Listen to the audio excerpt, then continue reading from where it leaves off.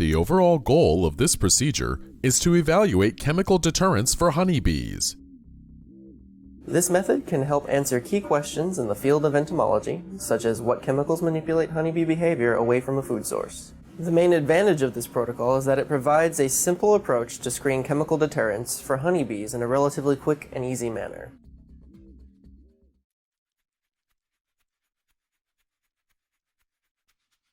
To prepare a sugar agarose cube for the control treatment, pour a semi-cooled sugar agarose solution into a weighboat mold. For the repellent treatment, add the desired amount of compound to the semi-cooled sugar agarose solution. In this demonstration, a final concentration of 1% DEET is used. Swirl the flask to mix in the compound, and then pour the solution into a weighboat mold.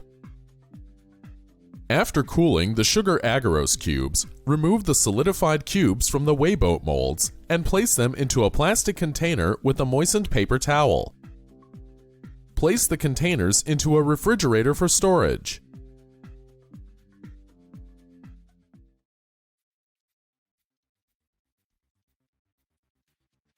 In the tracking software, navigate to Experiment Settings in the Experiment Explorer bar located on the left of the screen.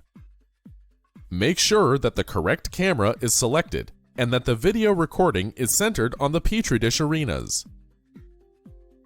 If the video recording needs to be centered, go into the settings of the camera under the Area of Interest controls and select the Center X and Center Y options.